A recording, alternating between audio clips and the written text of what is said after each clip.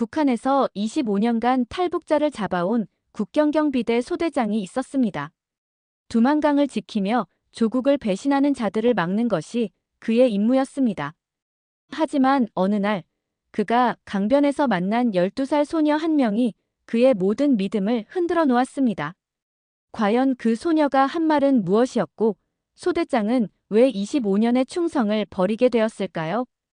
2013년 10월 두만강 강변 깊은 밤 국경경비대 소대장 김성철은 손전등을 들고 탈북 시도자들을 포위하고 있었습니다. 그런데 그 순간 그는 자신의 눈을 의심했습니다.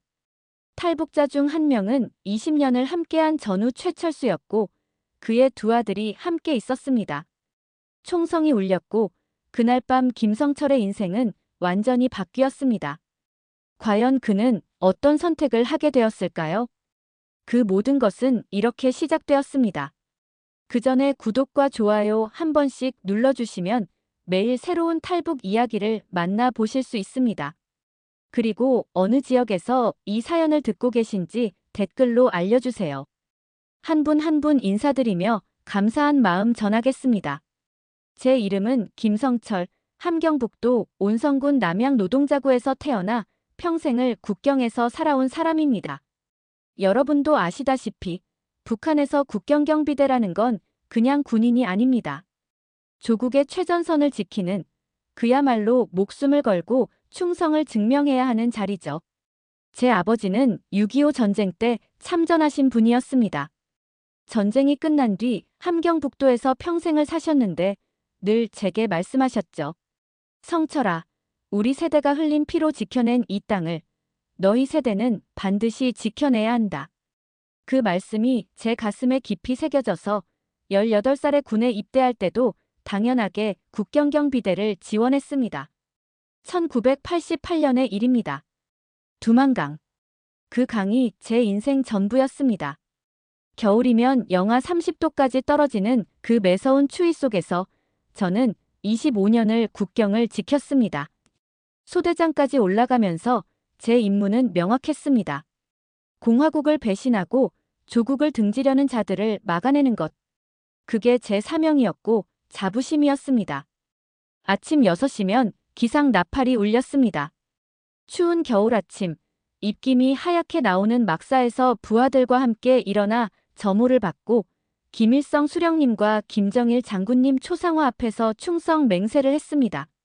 목숨 바쳐 수령님을 받들겠습니다. 그 말을 매일 외쳤습니다.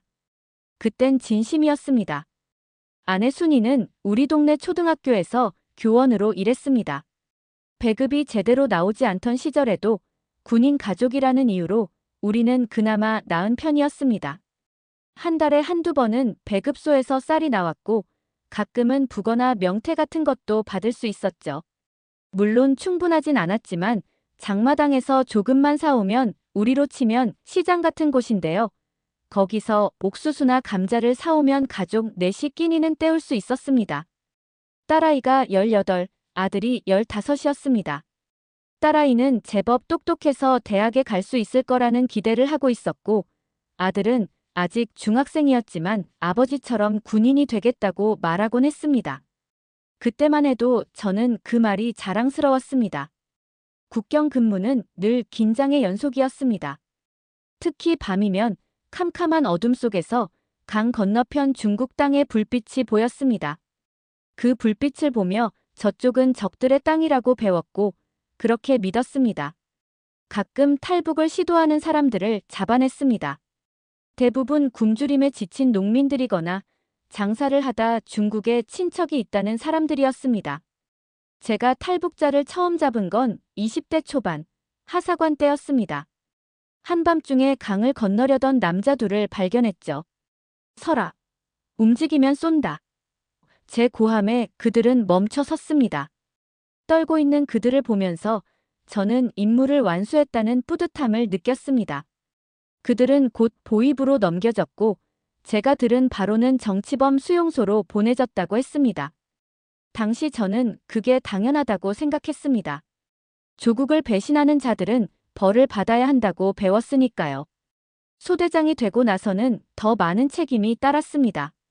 부하들을 교육하고 순찰 구역을 관리하고 상부에 보고하는 일까지. 제가 관리하는 구역에서 탈북자가 나가면 그건 곧 제 책임이었습니다. 그렇게 20여 년을 살았습니다. 눈 내리는 겨울 강가에서 폭염이 내리쳐도 초소를 지키며 저는 충성스러운 군인이었습니다. 제 아버지가 전쟁터에서 그러셨듯이 저도 제 방식으로 나라를 지킨다고 믿었습니다. 하지만 그 믿음에 작은 금이 가기 시작한 건 2010년대에 들어서면서부터였습니다. 배급이 완전히 끊긴 지 오래였고 장마당에서 장사하는 사람들이 늘어났습니다. 군인 가족인 우리조차 먹고 살기가 점점 힘들어졌습니다. 아내는 학교에서 월급을 받아도 장마당에서 쌀 한 킬로그램도 사지 못했습니다. 그러던 어느 날 순찰을 돌다가 강 건너 중국 마을을 보게 되었습니다. 밤인데도 환하게 켜진 가로등, 차들이 다니는 도로, 높은 건물들. 문득 이런 생각이 들었습니다. 저쪽도 사회주의 국가인데 왜 저렇게 다를까? 하지만 그 생각을 곧 떨쳐냈습니다. 그런 의문을 품는 것 자체가 위험한 일이었으니까요. 그땐 몰랐습니다. 그 작은 의문이 제 인생을 완전히 바꿔놓을 거라는 걸. 그리고 제가 평생 막아왔던 그 강을 언젠가 제 가족과 함께 건너게 될 거라는 걸. 지금 생각하면 그때부터 이미 무언가 잘못되었다는 걸 느끼고 있었는지도 모릅니다.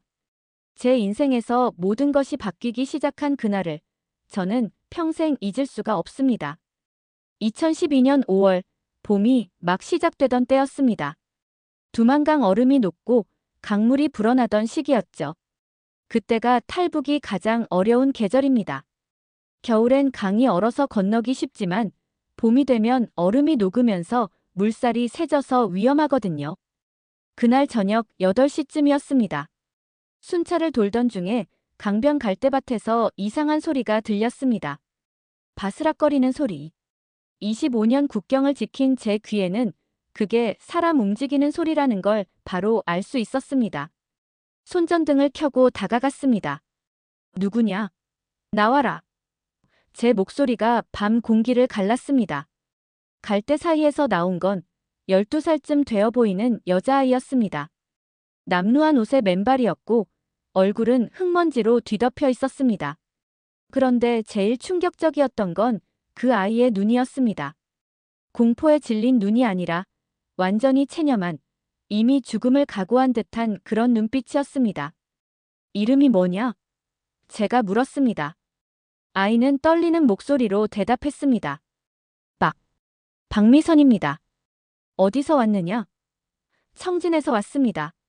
청진이면 여기서 100km도 넘는 곳입니다. 12살 아이가 그 먼 길을 어떻게 혼자 왔을까요? 왜 강을 건너려 했느냐? 제 질문에 아이는 한참을 망설이다가 작은 목소리로 말했습니다. 배가 너무 고파서요. 중국에 가면 밥을 먹을 수 있다고 들었어요. 그 순간 제 가슴이 무너지는 것 같았습니다. 이 아이는 범죄자가 아니었습니다. 그냥 배가 고팠을 뿐이었습니다. 부모님은 어디 계시느냐? 제 물음에 아이의 눈에서 눈물이 흘러내렸습니다. 아버지는 작년 겨울에 돌아가셨어요. 배급이 없어서. 굶어서요. 어머니는 제가 10살 때 중국으로 가셨는데 그 뒤로 소식이 없어요. 할머니랑 둘이 살았는데 할머니도 지난달에 돌아가셨어요. 6.25 전쟁 때도 이렇지는 않았다고 아버지가 말씀하셨는데 지금 이 아이의 모습은 그보다 더 참담했습니다. 12살 아이가 가족을 다 잃고 혼자서 100km를 걸어와 강을 건너려 했다니. 이게 정말 우리가 지켜야 할 조국의 모습입니까? 제 손이 떨렸습니다. 규정대로라면 이 아이를 즉시 보위부에 넘겨야 했습니다. 그러면 이 아이는 정치범 수용소로 갈 것입니다. 12살 아이가요. 범죄라곤 배가 고팠다는 것뿐인 아이가요. 그때 제 딸 생각이 났습니다. 우리 딸도 비슷한 나이대가 있었죠. 12살 때 학교 다녀와서 아빠 배고파요라고 말하던 그 모습이. 만약 우리 딸이 저런 처지였다면 부모를 잃고 혼자서 중국으로 가려 했다면 그 생각만으로도 제 가슴이 찢어지는 것 같았습니다. 아저씨. 아이가 작은 목소리로 말했습니다. 저를 잡아가셔도 괜찮아요. 어차피 혼자 남으면 굶어 죽을 거예요. 수용소에 가면 밥은 주나요? 그 12살 아이의 입에서 나온 그 말이 얼마나 저를 무너뜨렸는지 모릅니다. 저는 한참을 그 자리에 서 있었습니다. 25년간 제가 믿어온 모든 것들이 흔들렸습니다. 조국을 지킨다는 것, 체제를 수호한다는 것, 그게 정말 옳은 일일까? 배고픈 아이를 잡아다가 수용소로 보내는 게 과연 나라를 지키는 일일까? 결국 저는 결정을 내렸습니다. 평생 처음으로 규정을 어기는 결정을. 미선아, 너 어디 갈 데 있느냐? 아이가 고개를 저었습니다. 그럼 일단 여기 있어라. 내가 뭐 좀 가져올 테니. 저는 집으로 달려가서 우리 집에 있던 옥수수밥과 김치를 싸왔습니다. 아내에게는 긴급 작전이라고만 말했죠. 아이에게 밥을 건네자 그 아이는 울면서 밥을 먹기 시작했습니다. 언제 먹었는지 모를 정도로 허겁지겁 먹는 모습에 저는 고개를 돌려야 했습니다. 제 눈에서도 눈물이 났으니까요.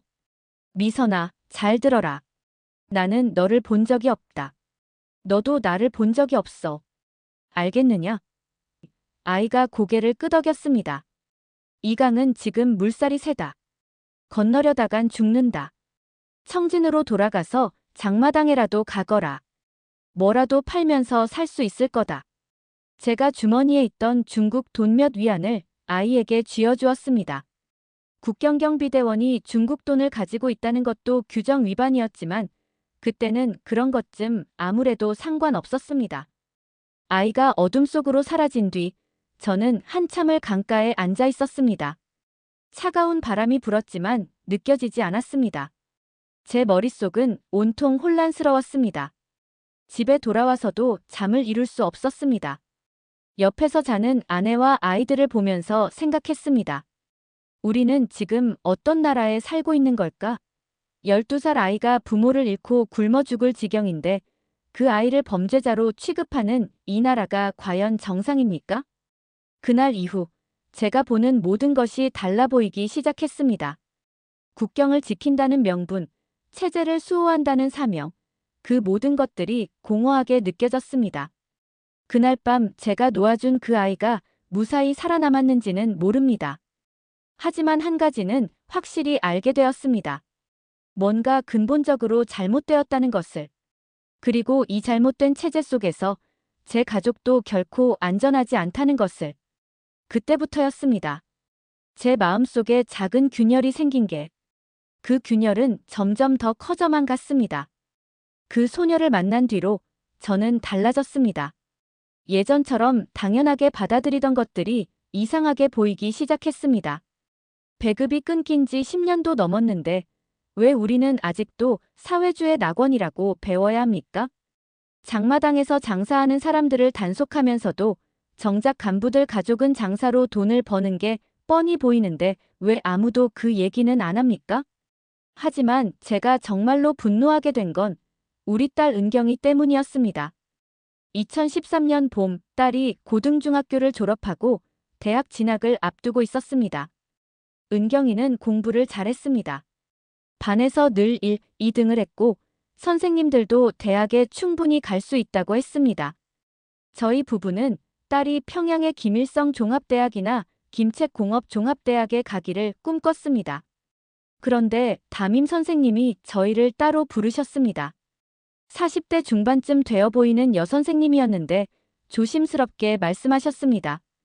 동무, 은경이가 공부는 잘하는데 성분이 좀 문제가 됩니다. 성분이라니요? 제 아버지는 6.25 전쟁 참전 군인이고 저는 25년을 국경경비대에서 복무한 간부입니다. 뭐가 문제란 말입니까? 선생님의 설명을 듣고 나서야 알았습니다. 제 할아버지, 그러니까 은경이의 증조할아버지가 해방 전에 작은 땅을 가지고 있었다는 겁니다. 땅이라고 해봐야 우리로 치면 텃밭만 한 정도였다고 아버지한테 들었는데 그게 문제가 된다는 겁니다. 적대 계층까지는 아니지만 동요계층으로 분류되어 있어서 평양대학은 어렵다는 거였습니다. 그럼 어떻게 해야 합니까?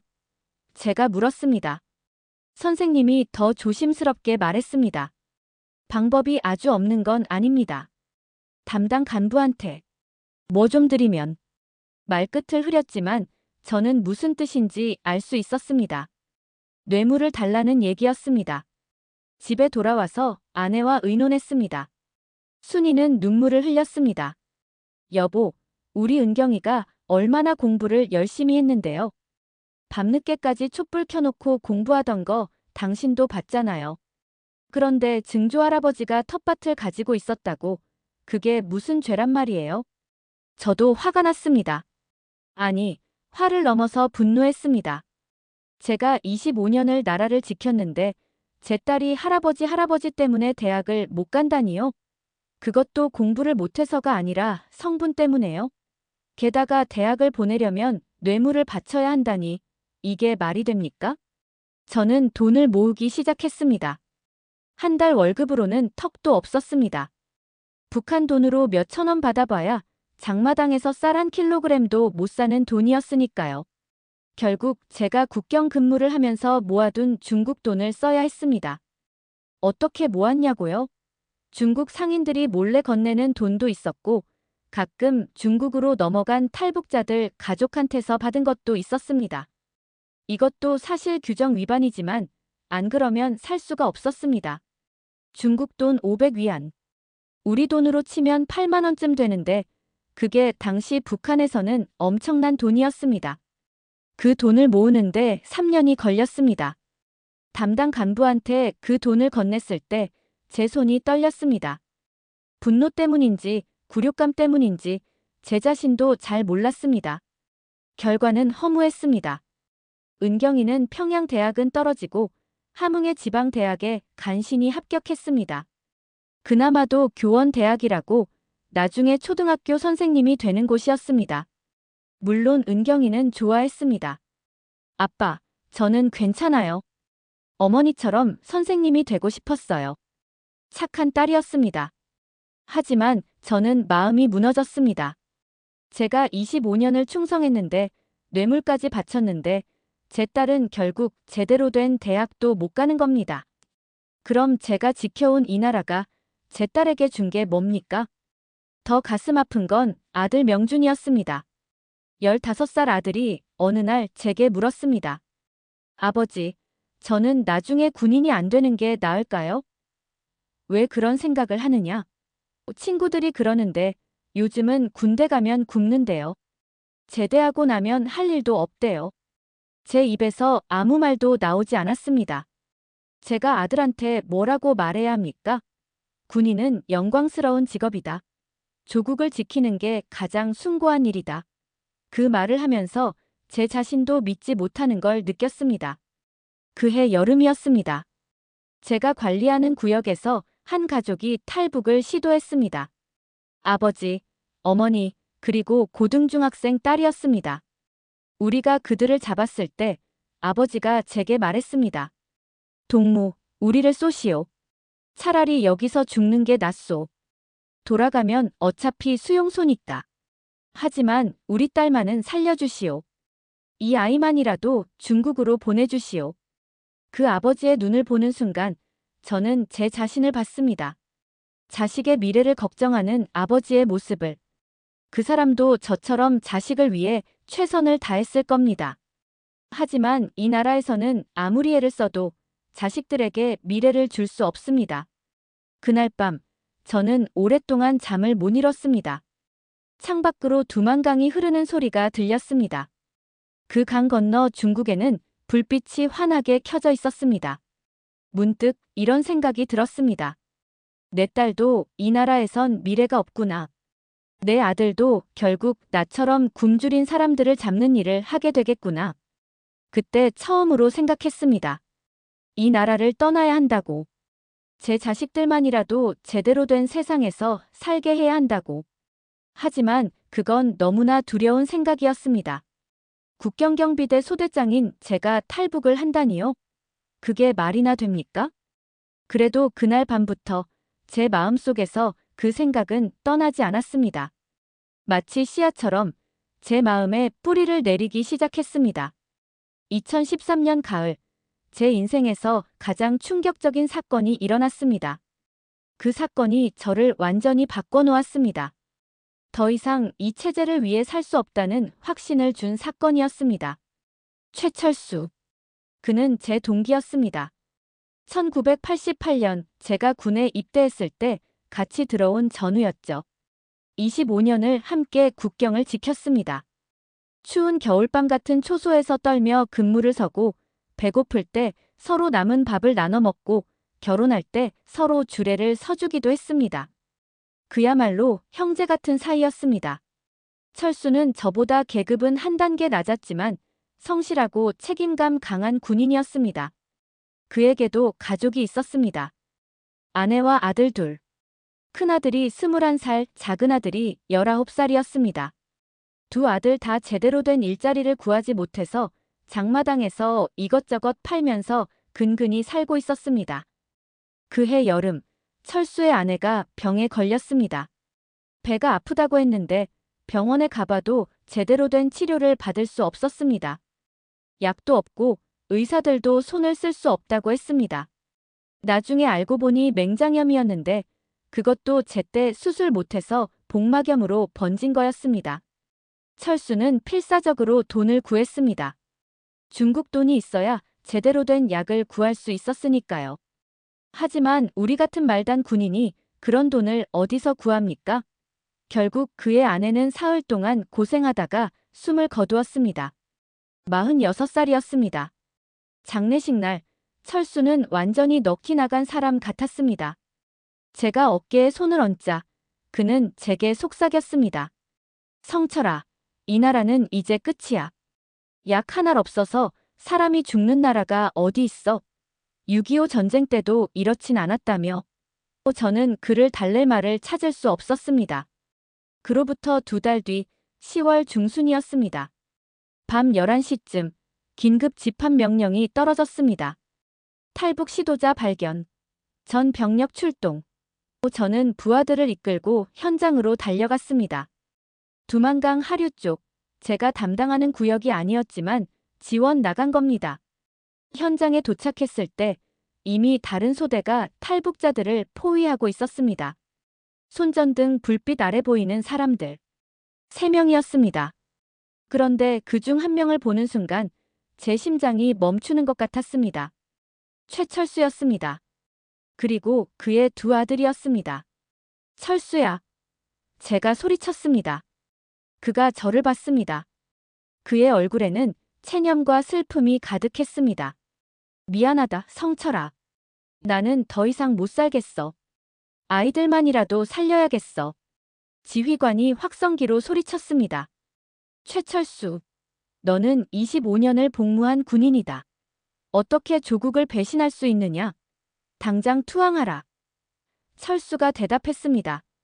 동무지휘관, 조국이 먼저 우리를 배신했소. 내 아내는 약 하나 없어서 죽었소. 이게 나라요? 그 순간 총성이 울렸습니다. 경고 사격이었습니다. 다시 한번 기회를 준다. 투항하라. 하지만 철수는 아들들의 손을 잡고 강으로 걸어갔습니다. 강물에 발을 담그는 순간 또다시 총성이 울렸습니다. 이번엔 경고 사격이 아니었습니다. 철수가 쓰러졌습니다. 그의 아들들이 비명을 지르며 아버지를 붙잡았습니다. 하지만 총은 멈추지 않았습니다. 연달아 총성이 울렸고 두 아들도 차례로 쓰러졌습니다. 저는 그 자리에 얼어붙었습니다. 제 눈앞에서 25년을 함께한 전우가 그리고 그의 아들들이 죽어가고 있었습니다. 제가 달려가려 했지만 다른 병사들이 저를 붙잡았습니다. 소대장 동무. 안 됩니다. 강가에는 세 구의 시신이 남았습니다. 달빛 아래 고요히 누워있는 그들을 보면서 저는 구역질이 났습니다. 이게 나라입니까? 25년을 충성한 군인을, 그리고 그의 어린 자식들을 저렇게 쏴 죽이는 게 조국입니까? 다음 날, 전 부대원 앞에서 총화가 있었습니다. 정치 간부가 연단에 올라가서 말했습니다. 최철수는 조국을 배신한 반역자다. 그는 마땅히 인민의 이름으로 처단되었다. 이것이 배신자의 말로다. 그리고 우리는 박수를 쳐야 했습니다. 전우의 죽음에 박수를. 저는 박수를 칠 수 없었습니다. 제 손이 움직이지 않았습니다. 옆에 있던 부하가 제 팔을 흔들었습니다. 소대장 동무, 박수. 저는 마지못해 손을 움직였지만 제 눈에서는 눈물이 흘러내렸습니다. 그날 밤 저는 철순의 집을 찾아갔습니다. 빈집이었습니다. 아내도 죽고 아들들도 죽고 이제 그 집엔 아무도 없었습니다. 대문 앞에 서서 한참을 울었습니다. 25년 전우가 배고픈 아이들을 살리려다가 저렇게 죽어야 했습니까? 집에 돌아와서도 저는 잠을 잘 수 없었습니다. 눈을 감으면 철수가 쓰러지는 장면이 보였습니다. 그의 아들들이 비명 지르는 소리가 들렸습니다. 옆에서 자는 아내를 보고 우리 아이들 방을 보면서 생각했습니다. 만약 제가 철수였다면, 만약 제 아내가 약 하나 없어서 죽었다면, 만약 제 아이들이 굶주리고 있다면, 저도 철수처럼 했을 겁니다. 아니, 저도 그렇게 될 수 있습니다. 그날 이후 제 안에서 무언가 완전히 부서졌습니다. 체제에 대한 충성, 조국에 대한 믿음, 그 모든 것이 무너졌습니다. 25년간 쌓아온 모든 것이 무너지는 데는 단 하루면 충분했습니다. 저는 결심했습니다. 이 나라를 떠나야 한다고. 제 가족만이라도 살려야 한다고. 철수처럼 죽을 수는 없다고. 제가 25년간 국경을 지키며 배운 모든 것을 이제는 제 가족을 살리는 데 써야겠다고. 그날 밤부터 저는 탈북을 계획하기 시작했습니다. 철수의 죽음 이후 저는 완전히 다른 사람이 되었습니다. 겉으로는 여전히 충성스러운 국경경비대 소대장이었지만 속으로는 탈북을 계획하고 있었습니다. 참으로 아이러니한 일이었습니다. 25년간 탈북자를 잡던 제가 이제는 어떻게 하면 성공적으로 탈북할 수 있을지 고민하게 되었으니까요. 하지만 저는 한 가지 확신이 있었습니다. 제가 만약 탈북을 한다면 철수처럼 죽지는 않을 거라고. 왜냐하면 저는 이 국경의 모든 것을 알고 있었으니까요. 어느 시간대에 순찰이 어디를 도는지, 어느 구역이 감시가 약한지, 어느 곳에서 강을 건너는 게 안전한지. 25년의 경험이 제게 있었습니다. 하지만 가장 어려운 건 가족을 설득하는 일이었습니다. 특히 아내 순이를 어떻게 설득해야 할지 막막했습니다. 어느 날 밤 아이들이 잠든 후에 아내에게 조심스럽게 말을 꺼냈습니다. 여보, 우리 이 나라를 떠나야 할 것 같소. 순이가 깜짝 놀라며 제 입을 막았습니다. 여보, 무슨 소리예요? 혹시 누가 듣기라도 하면. 저는 아내의 손을 잡았습니다. 잘 들어보시오. 철수 일을 받잖소? 25년 충성한 군인도 저렇게 죽습니다. 은경이는 대학도 제대로 못 갔고 명준이도 이 나라에선 미래가 없소. 순이의 눈에서 눈물이 흘렀습니다. 하지만 여보, 당신은 국경경비대 소대장이에요. 그런 사람이 탈북을 하면 우리 부모님은요? 형제들은요? 다 연좌제로. 저도 그 생각을 안 한 건 아니었습니다. 북한에서는 한 사람이 탈북하면 3대가 처벌받습니다. 제 부모님, 형제들 모두 정치범 수용소로 갈 수도 있었습니다. 알고 있소. 하지만 우리 아이들을 생각해야 하오. 은경이와 명준이가 이 나라에서 무슨 미래가 있겠소? 한참을 고민하던 순이가 마침내 고개를 끄덕였습니다. 아이들만 생각하면 당신 뜻을 따르겠어요. 다음은 아이들을 설득하는 일이었습니다. 은경이는 19, 명준이는 16이었습니다. 두 아이를 불러놓고 말했습니다. 우리 가족이 중요한 결정을 해야 한다. 이 나라를 떠나서 대한민국으로 가려고 한다. 은경이가 놀라서 물었습니다. 아버지, 남조선이요? 그곳은 우리가 배운 거랑 다른가요? 저는 솔직하게 말했습니다. 응, 우리가 배운 건 거짓말이었다. 남한은 굶는 사람이 없고 대학도 능력만 있으면 갈 수 있단다. 내가 그곳에서는 제대로 공부할 수 있을 거야. 명준이가 걱정스럽게 물었습니다. 아버지, 그런데 국경을 어떻게 넘어요? 철수 아저씨처럼. 제가 아들의 어깨에 손을 얹었습니다. 아버지가 25년간 국경을 지켰다. 누구보다 잘 알고 있어. 걱정하지 마라. 2014년 초봄부터 저는 본격적으로 준비를 시작했습니다. 첫째는 돈이었습니다. 중국에서 살아남으려면, 그리고 브로커를 통해 한국까지 가려면 중국 돈이 필요했습니다. 제가 몇 년에 걸쳐 모아둔 돈이 1,000위안 정도 있었습니다. 우리 돈으로 치면 15만 원쯤 되는데 당시 북한에서는 엄청난 돈이었습니다. 하지만 그것만으로는 부족했습니다. 저는 국경을 넘나드는 중국 상인들에게 접근했습니다. 물건을 넘겨주면 중국 돈을 주겠다는 제안을 받았습니다.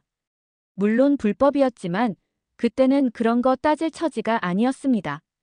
몇 달에 걸쳐 500위안을 더 모았습니다. 둘째는 루트를 정하는 일이었습니다. 제가 담당하는 구역은 오히려 위험했습니다. 동료들이 제 얼굴을 다 알고 있으니까요. 그래서 저는 다른 소대 관할 구역을 선택했습니다. 하지만 그곳도 제가 잘 알고 있었습니다. 합동 훈련도 하고 정보도 공유하니까요. 특히 중요한 건 시간이었습니다. 교대 시간이 있습니다. 밤 10시에 순찰조가 바뀌는데 그 10분 정도가 빈틈입니다. 새로운 조가 오기 전까지 잠깐 비는 시간이죠. 또 장마가 시작되면 강물이 불어나서 경계가 느슨해집니다. 비가 와서 시야도 나쁘고요. 셋째는 중국에서의 연락처였습니다. 저는 몇 년 전에 잡았던 탈북자 한 명을 기억하고 있었습니다. 그 사람이 중국 쪽에 조선족 교회 연락처를 가지고 있다고 했었습니다. 당시에는 그냥 넘겼지만 이제는 그 정보가 필요했습니다. 다행히 제 수첩에 메모가 남아 있었습니다. 준비를 하면서 참으로 묘한 기분이 들었습니다. 제가 잡던 사람들의 수법을 이제 제가 쓰고 있다니. 그들이 실패한 이유를 제가 누구보다 잘 알고 있었습니다. 준비 부족, 정보 부족, 타이밍 실수. 저는 그런 실수를 하지 않을 자신이 있었습니다. 2014년 여름, 저는 드디어 날짜를 정했습니다. 7월 중순, 장마가 막 시작될 때. 그때가 가장 좋은 시기였습니다. 하지만 그 결정을 내리기까지 얼마나 많은 밤을 뜬 눈으로 세웠는지 모릅니다. 고향을 떠난다는 것, 부모님을 두고 간다는 것, 평생 살던 땅을 등진다는 것. 그게 얼마나 무거운 결정인지 여러분도 아시겠죠? 6.25 때 피난 가셨던 분들도 그런 마음이셨을 겁니다. 출발 전날 밤, 저는 혼자 두만강변에 나갔습니다. 25년간 지켰던 이 강을 내일이면 제가 건너게 됩니다. 강물 소리를 들으며 생각했습니다. 내가 지금 하는 일이 옳은 일일까? 하지만 곧 철수의 얼굴이 떠올랐습니다. 그리고 굶주린 소녀의 얼굴이. 제 딸의 얼굴이. 아니, 이건 옳고 그름의 문제가 아니었습니다. 생존의 문제였습니다. 제 가족을 살리기 위한 단 하나의 선택이었습니다. 다음 날, 저는 가족에게 말했습니다. 오늘 밤이다. 준비하거라.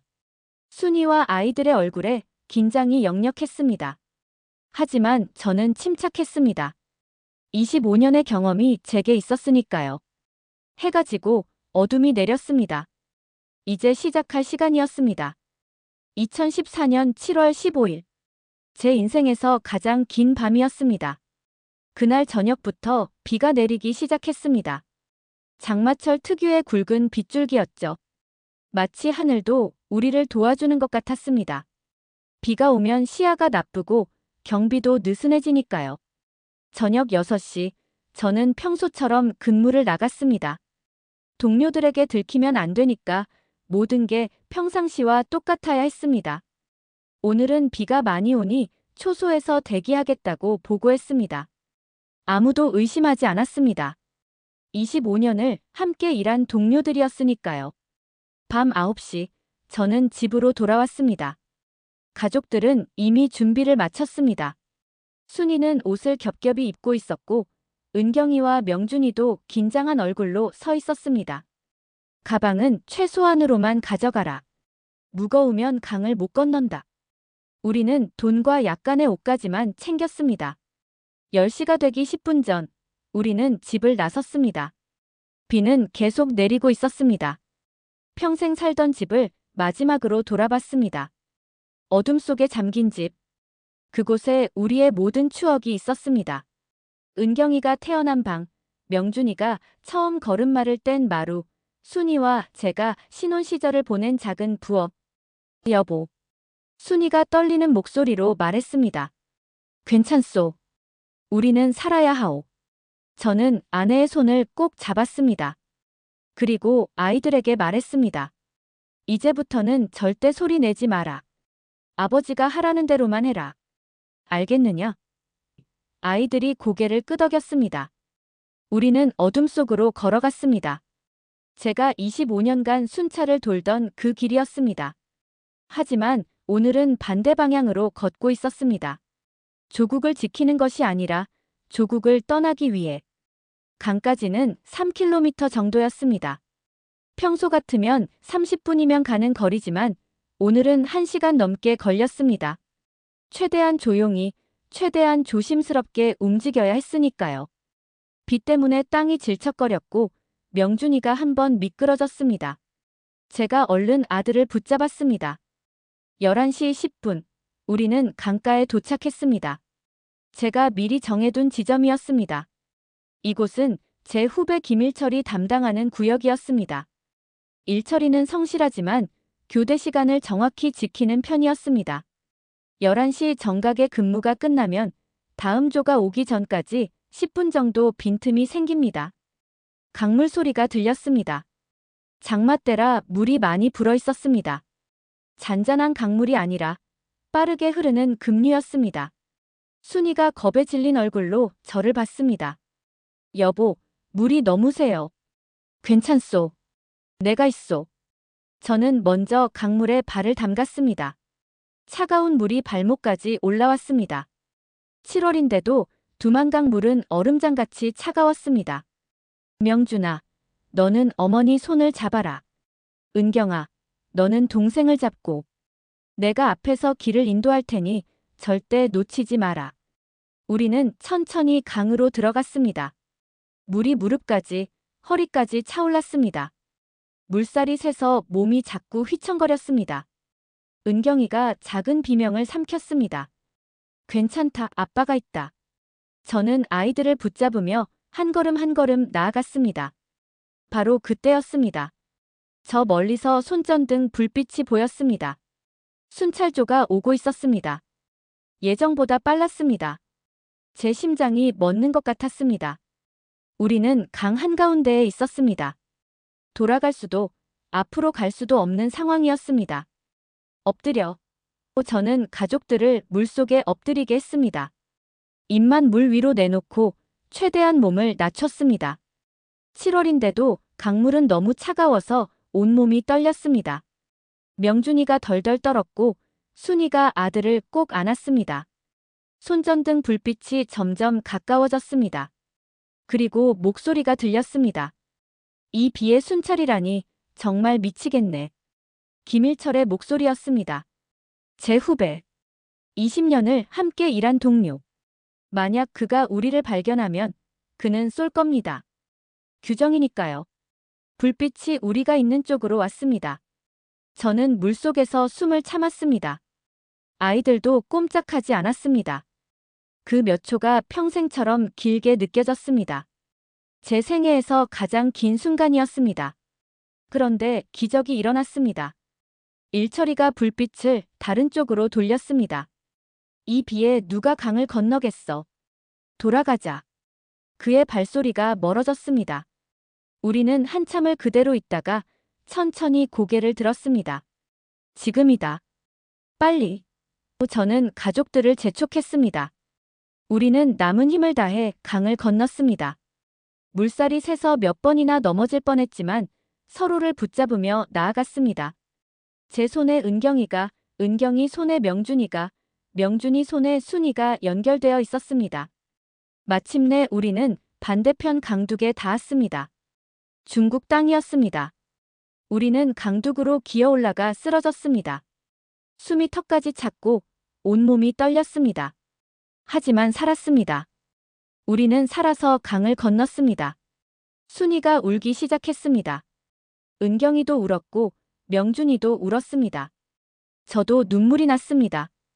25년간 지키던 그 강을 제가 마침내 건넜습니다. 탈북자들을 막던 제가 이제는 탈북자가 되었습니다. 하지만 기뻐할 시간은 없었습니다. 우리는 빨리 이곳을 떠나야 했습니다. 중국 공안에게 잡히면 북한으로 송환됩니다. 그러면 모든 게 끝입니다. 일어나자. 아직 끝이 아니다. 저는 가족들을 일으켰습니다. 우리는 어둠 속으로 걸어갔습니다. 젖은 옷, 떨리는 몸, 두려움. 하지만 희망도 있었습니다. 우리는 이제 자유를 향해 가고 있었습니다. 제 수첩에 적혀있던 조선족 교회 주소를 향해 우리는 걸었습니다. 돌아보니 두만강이 어둠 속에서 흐르고 있었습니다. 제가 25년을 지킨 그 강. 이제 그 강은 제 인생을 둘로 나누는 경계가 되었습니다. 그 너머에는 과거가, 이쪽에는 미래가 있었습니다. 우리의 진짜 여정은 이제 시작이었습니다. 강을 건넌 후 우리는 밤새 걸었습니다. 젖은 옷이 몸에 달라붙어 춥고 불편했지만 멈출 수가 없었습니다. 중국 공안에게 발각되면 즉시 북한으로 송환되니까요. 그러면 우리는 정치범 수용소로 갈 겁니다. 국경경비대 소대장이 탈북했으니 아마 공개 처형될 수도 있었습니다. 새벽 5시쯤 우리는 작은 마을에 도착했습니다. 연변 조선족자 치주의 한 마을이었습니다. 제 수첩에 적어둔 주소를 찾아갔습니다. 은혜교회라는 작은 건물이었습니다. 문을 두드리자 50대쯤 되어 보이는 조선족 아주머니가 나오셨습니다. 누구십니까? 저희는 강 건너에서 왔습니다. 제가 조심스럽게 말했습니다. 아주머니가 우리를 위아래로 훑어보시더니 곧 알아차리셨습니다. 어서 들어오세요. 빨리요. 우리를 안으로 데려가시면서 밖을 살피셨습니다. 교회 지하실로 내려갔습니다. 거기에는 이미 다른 탈북자 가족들이 있었습니다. 다들 우리처럼 젖은 옷을 입고 지친 얼굴을 하고 있었습니다. 여기서 옷 갈아입으세요. 제가 뜨거운 물 끓여올게요. 아주머니의 따뜻한 말씀에 순이가 눈물을 흘렸습니다. 그 교회에서 우리는 일주일을 숨어 지냈습니다. 목사님은 60대 조선족 분이셨는데 20년 넘게 탈북자들을 돕고 계셨습니다. 우리는 같은 핏줄 아닙니까? 어려울 때 서로 도와야죠. 목사님은 우리에게 중국 옷을 주시고 머리도 자르게 하셨습니다. 북한 스타일이 너무 티가 나니까요. 성철 동무, 아니 이제 성철 씨라고 불러야겠네요. 한국 가려면 돈이 많이 듭니다. 목사님이 말씀하셨습니다. 브로커를 통해야 하는데 1인당 1,000달러는 있어야 합니다. 내 식구면 4,000달러. 엄청난 돈이었습니다. 제가 가지고 온 돈은 1,500위안, 미국 돈으로 250달러 정도였습니다. 턱없이 부족했습니다. 제가 일을 하겠습니다. 뭐든 하겠습니다. 목사님이 고개를 저으셨습니다. 공안이 탈북자들 엄청 단속합니다. 일하다 잡히면 끝이에요. 결국 교회에서 돈을 모아주기로 했습니다. 한국에 있는 탈북자 지원 단체들과 연락해서요. 성철 씨는 특별한 경우입니다. 국경경비대 출신이니 한국 정부에서도 관심 있을 겁니다. 증언도 중요하고요. 목사님의 말씀이었습니다. 그렇게 석 달을 기다렸습니다. 지하실에 숨어서 밖을 나가지도 못하고요. 명준이가 답답해했습니다. 아버지, 언제까지 여기 있어야 해요? 조금만 참아라. 곧 한국에 갈 수 있을 거다. 그 석 달 동안 중국 텔레비전을 봤습니다. 처음으로 본 자유로운 세상이었습니다. 뉴스에서는 정부를 비판하기도 하고 드라마에서는 사람들이 자유롭게 살아가는 모습이 나왔습니다. 은경이가 놀라서 물었습니다. 아버지, 중국에서는 정부 욕해도 잡혀가지 않아요? 응, 중국도 많이 변했단다. 하물며 남한은 오죽하겠니? 2014년 10월 드디어 출발 날짜가 정해졌습니다. 한국에서 돈이 도착했고 브로커도 준비되었습니다. 라오스를 거쳐서 태국으로 갑니다. 거기서 한국 대사관으로 가는 겁니다. 목사님이 설명해 주셨습니다. 출발 전날 목사님 부부가 우리를 위해 기도해 주셨습니다. 하나님, 이 가족을 지켜주소서.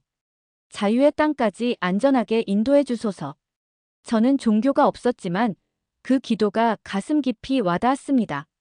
목사님께서 우리에게 성경책을 한 권 주셨습니다. 한국 가서 읽어보세요. 힘들 때 위로가 될 겁니다. 우리는 밤에 출발했습니다. 트럭 뒤 짐칸에 숨어서요. 다른 탈북자 가족들도 함께였습니다. 모두 15명 정도였습니다. 짐칸은 좁고 숨이 막혔지만 아무도 불평하지 않았습니다. 우리는 모두 같은 처지였으니까요.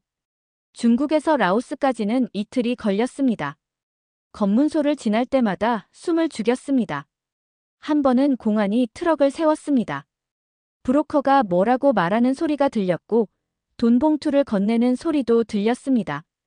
그리고 트럭이 다시 출발했습니다. 라오스에 도착했을 때 우리는 정글 속 작은 오두막에 숨었습니다. 거기서 또 일주일을 기다렸습니다. 모기가 엄청 많았고 더웠고 음식도 이상했습니다. 하지만 우리는 참았습니다. 자유가 가까워지고 있었으니까요.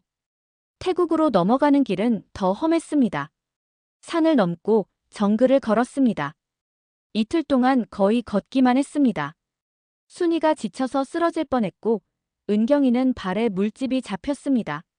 하지만 우리는 서로를 붙잡으며 걸었습니다. 마침내 태국에 도착했습니다. 2014년 11월 초였습니다. 브로커가 우리를 방콕의 한 여관에 숨겨줬습니다. 이틀 후에 한국 대사관으로 데려다 주겠습니다. 거기 가면 끝입니다. 그의 말에 우리는 안도의 한숨을 쉬었습니다. 이틀 뒤 아침, 우리는 깨끗한 옷으로 갈아입고 대사관으로 갔습니다. 태극기가 바람에 펄럭이고 있었습니다. 그 깃발을 보는 순간 제 눈에서 눈물이 흘렀습니다. 저 깃발 아래가 우리의 새로운 조국이었습니다. 대사관 문을 열고 들어가는 순간 한국말을 하는 직원이 우리를 맞아주었습니다. 어서 오세요. 수고 많으셨습니다. 이제 안전합니다. 그 말을 듣는 순간 순이가 그 자리에서 주저앉아 울기 시작했습니다. 은경이와 명준이도 울었습니다. 저도 울었습니다. 4개월. 두만강을 건넌 후 4개월 만에 우리는 마침내 한국에 갈 수 있게 되었습니다. 긴 여정이었습니다. 힘들고 무섭고 위험한 여정이었습니다. 하지만 우리는 해냈습니다. 대한민국, 우리가 그토록 꿈꾸던 자유의 땅이 이제 눈앞에 있었습니다. 2015년 1월, 우리는 드디어 인천공항에 발을 디뎠습니다. 비행기에서 내려 공항 건물로 들어서는 순간 저는 멈춰 섰습니다. 형광등이 환하게 빛나고 사람들이 자유롭게 오가고 상점들이 물건으로 가득한 모습. 이게 진짜일까, 꿈인가 싶었습니다. 아버지, 저기 편의점이에요. 24시간 연다고 써 있어요.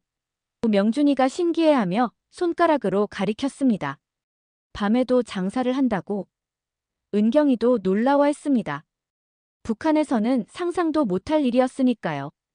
우리는 통일부 직원들의 안내를 받아 경기도 안성에 있는 하나원으로 향했습니다. 거기서 3달 동안 교육을 받게 된다고 했습니다. 차로 이동하면서 창밖을 봤습니다. 높은 건물들, 넓은 도로, 수많은 자동차들. 모든 것이 새로웠습니다. 하나원에서의 3달은 제 인생에서 가장 혼란스러운 시간이었습니다.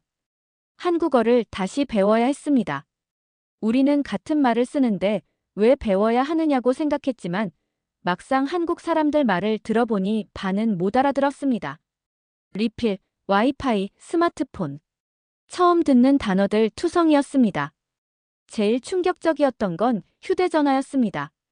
손바닥만 한 기계로 전 세계 어디든 전화할 수 있고 인터넷도 되고 사진도 찍고 심지어 텔레비전도 볼 수 있다니요.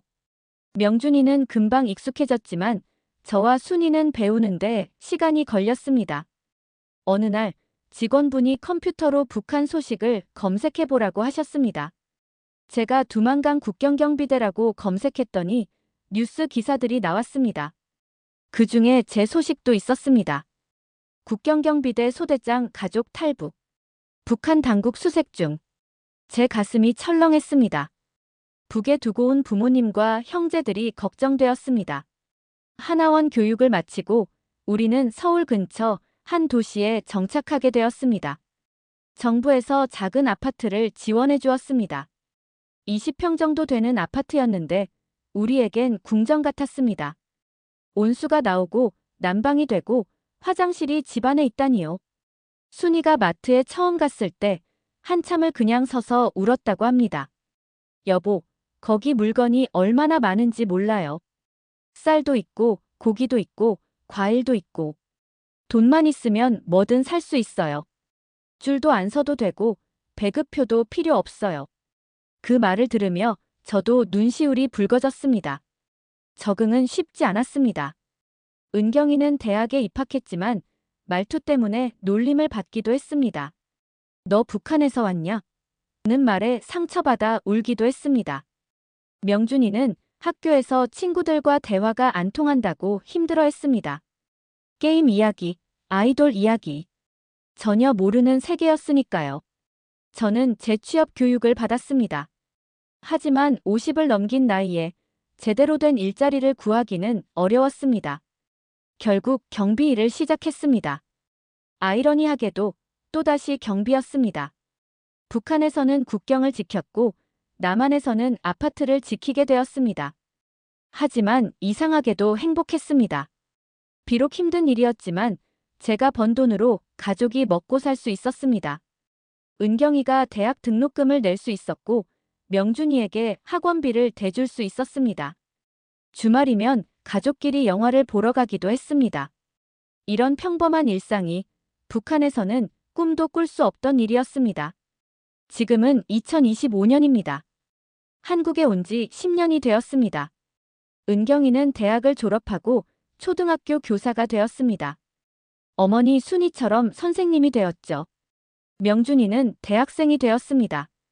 두 아이 모두 이제는 완전한 남한 사람처럼 살고 있습니다. 저는 지금 탈북민 지원단체에서 일하고 있습니다. 새로 온 탈북민들에게 정착을 도와주는 일입니다.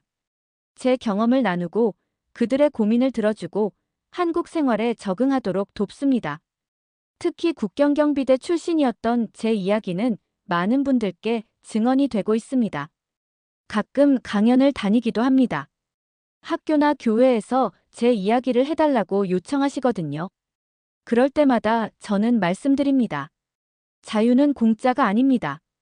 저는 25년의 삶을 버리고 가족의 목숨을 걸고 이 자유를 얻었습니다. 하지만 가슴 한편은 늘 아픕니다. 북에 두고 온 부모님 생각이 납니다.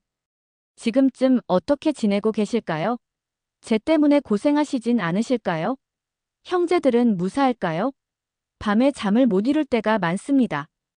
두만강도 그립습니다. 그 차가운 강물, 그 험한 산세, 그곳에서 보낸 제 젊은 시절. 그때는 몰랐습니다. 제가 지키던 그 땅을 언젠가 그렇게 그리워하게 될 줄은. 요즘 뉴스를 보면 남북 관계가 어렵다고 합니다. 통일이 먼 이야기 같다고들 하십니다. 하지만 저는 희망을 버리지 않습니다. 우리는 같은 민족입니다. 같은 말을 쓰고 같은 역사를 가진 한 핏줄입니다. 6.25 때 헤어진 가족들이 아직도 재회를 못하고 계십니다. 저처럼 가족을 두고 온 사람들이 수만 명입니다. 이게 정상입니까? 같은 민족끼리 왜 이렇게 살아야 합니까? 저는 꿈을 꿉니다. 언젠가 두만강의 다리가 놓이고 제가 당당하게 그 다리를 건너 고향에 돌아가는 꿈을요. 북에 계신 부모님을 만나 아버지, 어머니, 제가 왔습니다라고 말하는 꿈을요. 그날이 제 생전에 오기를 간절히 바랍니다. 여러분께 말씀드리고 싶습니다. 자유를 당연하게 여기지 마십시오. 지금 이 순간에도 북한에는 굶주린 아이들이 있고 미래가 없는 젊은이들이 있고 자유를 꿈꾸는 사람들이 있습니다. 그들도 우리와 같은 사람입니다. 통일이 되면 저는 제일 먼저 하고 싶은 일이 있습니다. 최철수 전우의 묘를 찾아가는 것입니다. 그리고 무릎 꿇고 사과하고 싶습니다. 철수야, 미안하다. 내가 너를 지켜주지 못해서. 하지만 너의 죽음은 헛되지 않았다. 나는 살았고 내 아이들은 자유 속에서 살고 있다. 제 이야기를 들어주셔서 감사합니다. 저는 탈북자를 잡던 국경경비대 간부였습니다.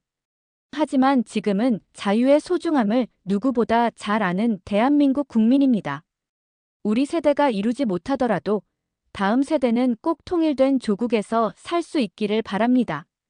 감사합니다. 대한민국, 감사합니다.